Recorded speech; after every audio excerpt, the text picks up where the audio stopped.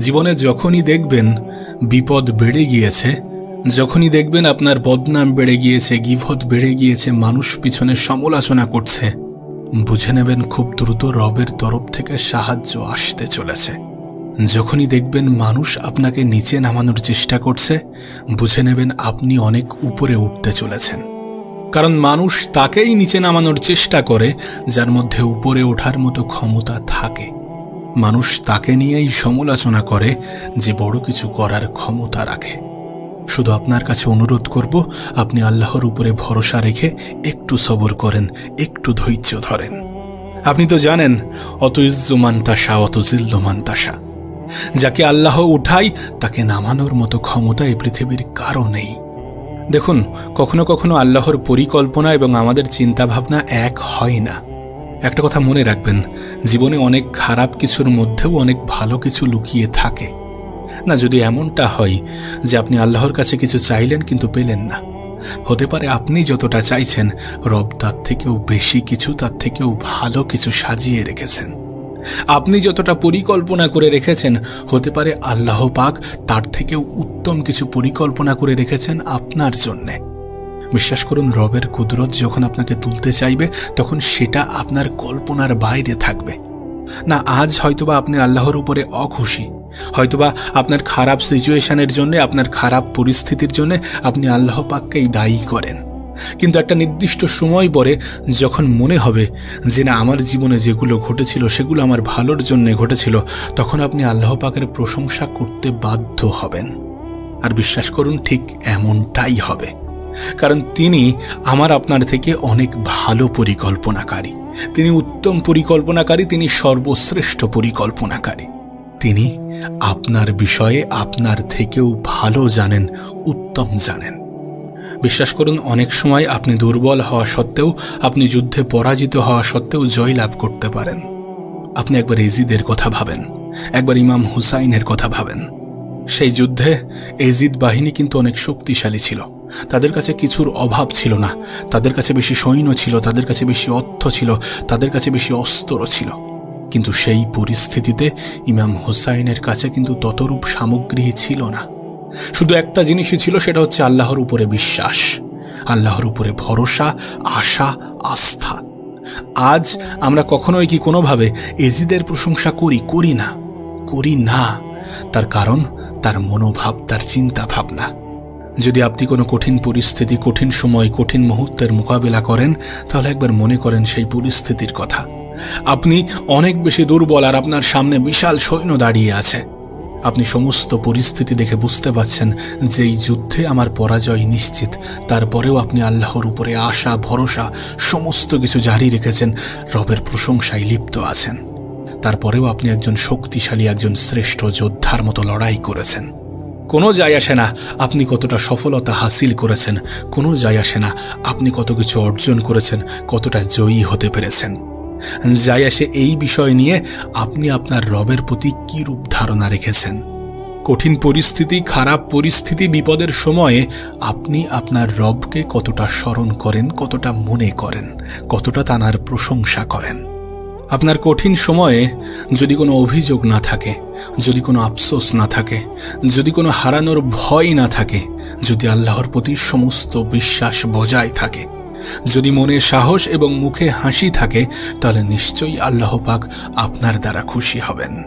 আর একবার কল্পনা করুন, যদি আপনার রব আপনার দ্বারা খুশি হয়, আপনার প্রতি খুশি হয়, তাহলে তিনি আপনাকে কি কি দেবেন, কতটা পুরস্কারে পুরস্কৃত করবেন, একবার ভেবে দেখুন। আর আপনি জানি মুখের হাসিটা কখন বজায় থাকে। খারাপ পরিস্থিতি, কঠিন পরিস্থিতি কখন কিভাবে মুখের হাসিটা বজায় থাকে, যখন আল্লাহর প্রতি কোনো অভিযোগ থাকে না, যখন আল্লাহর প্রতি কোনো নারাজগি থাকে না, তখনই তো মুখের হাসিটা বজায় থাকে।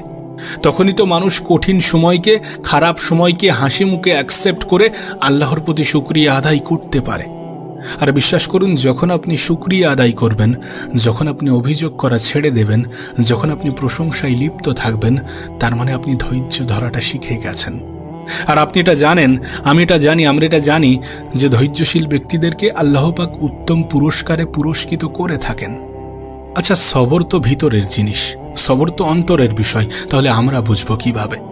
হাজারো বিপদ আপদ আসা সত্ত্বেও যদি আল্লাহর প্রতি কোনো অভিযোগ না থাকে, যদি কোনো নারাজগি না থাকে, যদি আল্লাহর প্রতি কোনো আক্ষেপ না থাকে, যদি মুখের হাসিটা বজায় থাকে, এগুলোই তো সবরকে ইঙ্গিত করে। আর আল্লাহ পাক এই সকল মানুষগুলোর সাথেই থাকে। যদি আমি আপনি এগুলোকে পালন করতে পারি, এগুলোকে নিজের জীবনে প্রয়োগ করতে পারি, তাহলে নিঃসন্দেহে আল্লাহ পাক আমাদের সাথে থাকবেন, আমাদেরকে সাহায্য করবেন যে কোনো কঠিন পরিস্থিতিতে। কারবালার ঘটনার ক্ষেত্রেও বিষয়টা এমনই ছিল। যুদ্ধে হেরে যাওয়া সত্ত্বেও রব ইমাম হুসাইনের সাথেই ছিল। এবং প্রকৃত অর্থে যদি আমি আপনি একটু খেয়াল করি, যদি একটু বোঝার চেষ্টা করি, যদি একটু ভাবি, যদি একটু দেখি, তাহলে দেখব তিনি যুদ্ধে পরাজিত হননি, বরং জয়ী হয়েছেন। যদি জয়ী না হতো তাহলে তানার এই ঘটনা আমাদের জীবনে আজ ইম্প্যাক্ট ফেলতো না, তানার এই ঘটনা আমাদের কাছে আজ মোটিভেশন হতো না, তানার এই ঘটনার দ্বারা আমরা উপকৃত হতে পারতাম না, আমরা ধৈর্য ধরার এক্সাম্পল এত সুন্দরভাবে বুঝতে পারতাম না। নিশ্চয়ই সেই ময়দানে আল্লাহ পাক ইমাম হুসাইনের সাথেই ছিলেন। আর কতটা অবাক করা বিষয় একবার ভেবে দেখুন, তার অনেক আগে থেকেই কোরআন নাজিল হয়ে গিয়েছে, কিন্তু কিভাবে এটা স্পষ্ট হয়? কারণ রব কোরআনটাকে এমনভাবে সাজিয়েছেন যে পরবর্তী কোনো ঘটনার সাথে এটাকে খুব সুন্দরভাবে ফিট করা যায়। তবে আমি আবারও একবার বলতে চাই যে আমার আপনার চিন্তা ভাবনা আর আল্লাহর পরিকল্পনা এক নয়। যে বিপদ, যে আপদ, যে খারাপ সময়কে আমরা নেগেটিভভাবে দেখছি, হতে পারে রব সেটাকে আমাদের জীবনে পজিটিভভাবে পাঠিয়েছেন। হতে পারে সেটার মধ্যেও কোনো না কোনো মেসেজ, কোনো না কোনো বার্তা লুকিয়ে আছে। হতে পারে সেটাই আমাদের জীবন পরিবর্তনের কারণ হচ্ছে। তাই আপনার কাছে অনুরোধ করব, একটু ধৈর্য ধরুন, একটু সুস্থ মস্তিষ্কে ভাবুন, একটু আল্লাহ পাকের শুকরিয়া আদায় করুন, একটু রবের উপরে ভরসা, আশা, আস্থা বজায় রাখুন। জীবনে যখনই দেখবেন বিপদ বেড়ে গিয়েছে, যখনই দেখবেন আপনার বদনাম বেড়ে গিয়েছে, গীবত বেড়ে গিয়েছে, মানুষ পিছনে সমালোচনা করছে, বুঝে নেবেন খুব দ্রুত রবের তরফ থেকে সাহায্য আসতে চলেছে। যখনই দেখবেন মানুষ আপনাকে নিচে নামানোর চেষ্টা করছে, বুঝে নেবেন আপনি অনেক উপরে উঠতে চলেছেন। কারণ মানুষ তাকেই নিচে নামানোর চেষ্টা করে যার মধ্যে উপরে ওঠার মতো ক্ষমতা থাকে। মানুষ তাকে নিয়েই সমালোচনা করে যে বড় কিছু করার ক্ষমতা রাখে। শুধু আপনার কাছে অনুরোধ করব, আপনি আল্লাহর উপরে ভরসা রেখে একটু সবর করেন, একটু ধৈর্য ধরেন। আপনি তো জানেন, অত ইজ্জু মান তাশা অত জিল্লু মান তাশা। যাকে আল্লাহ উঠায় তাকে নামানোর মতো ক্ষমতা এই পৃথিবীর কারো নেই। দেখুন, কখনো কখনো আল্লাহর পরিকল্পনা এবং আমাদের চিন্তাভাবনা এক হয় না। একটা কথা মনে রাখবেন, জীবনে অনেক খারাপ কিছুর মধ্যেও অনেক ভালো কিছু লুকিয়ে থাকে। না, যদি এমনটা হয় যে আপনি আল্লাহর কাছে কিছু চাইলেন কিন্তু পেলেন না, হতে পারে আপনি যতটা চাইছেন রব তার থেকেও বেশি কিছু, তার থেকেও ভালো কিছু সাজিয়ে রেখেছেন। আপনি যতটা পরিকল্পনা করে রেখেছেন, হতে পারে আল্লাহ পাক তার থেকেও উত্তম কিছু পরিকল্পনা করে রেখেছেন আপনার জন্যে। বিশ্বাস করুন, রবের কুদরত যখন আপনাকে তুলতে চাইবে তখন সেটা আপনার কল্পনার বাইরে থাকবে না। আজ হয়তোবা আপনি আল্লাহর উপরে অখুশি, হয়তোবা আপনার খারাপ সিচুয়েশনের জন্য, আপনার খারাপ পরিস্থিতির জন্য আপনি আল্লাহ পাককেই দায়ী করেন। কিন্তু একটা নির্দিষ্ট সময় পরে যখন মনে হবে যে না, আমার জীবনে যেগুলো ঘটেছিল সেগুলো আমার ভালোর জন্য ঘটেছিল, তখন আপনি আল্লাহ পাকের প্রশংসা করতে বাধ্য হবেন। আর বিশ্বাস করুন, ঠিক এমনটাই হবে। কারণ তিনি আমার আপনার থেকে অনেক ভালো পরিকল্পনাকারী, তিনি উত্তম পরিকল্পনাকারী, তিনি সর্বশ্রেষ্ঠ পরিকল্পনাকারী। তিনি আপনার বিষয়ে আপনার থেকেও ভালো জানেন, উত্তম জানেন। বিশ্বাস করুন, অনেক সময় আপনি দুর্বল হওয়া সত্ত্বেও, আপনি যুদ্ধে পরাজিত হওয়া সত্ত্বেও জয় লাভ করতে পারেন। আপনি একবার এজিদের কথা ভাবেন, একবার ইমাম হুসাইনের কথা ভাবেন। সেই যুদ্ধে এজিদ বাহিনী কিন্তু অনেক শক্তিশালী ছিল, তাদের কাছে কিছুর অভাব ছিল না, তাদের কাছে বেশি সৈন্য ছিল, তাদের কাছে বেশি অর্থ ছিল, তাদের কাছে বেশি অস্ত্র ছিল। কিন্তু সেই পরিস্থিতিতে ইমাম হুসাইনের কাছে কিন্তু ততরূপ সামগ্রী ছিল না।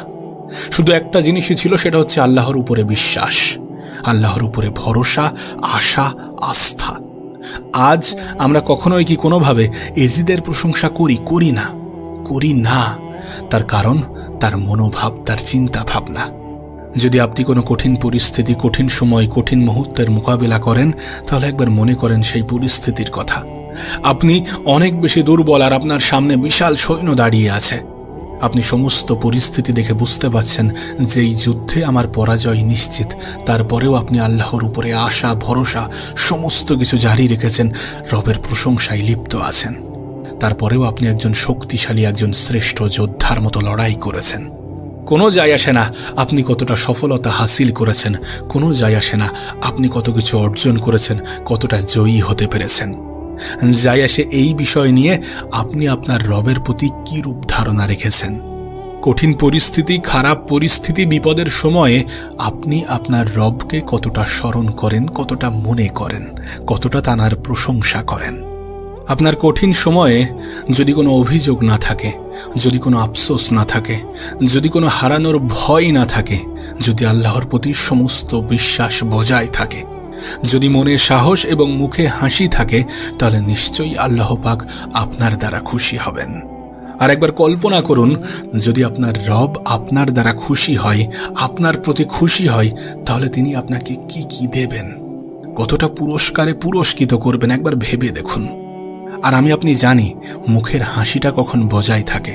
খারাপ পরিস্থিতি, কঠিন পরিস্থিতি কখন কিভাবে মুখের হাসিটা বজায় থাকে, যখন আল্লাহর প্রতি কোনো অভিযোগ থাকে না, যখন আল্লাহর প্রতি কোনো নারাজগি থাকে না, তখনই তো মুখের হাসিটা বজায় থাকে।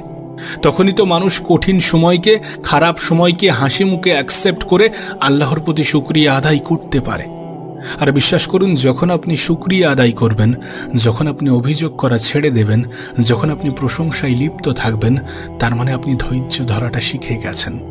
আর আপনি এটা জানেন, আমি এটা জানি, আমরা এটা জানি যে ধৈর্যশীল ব্যক্তিদেরকে আল্লাহ পাক উত্তম পুরস্কারে পুরস্কৃত করে থাকেন।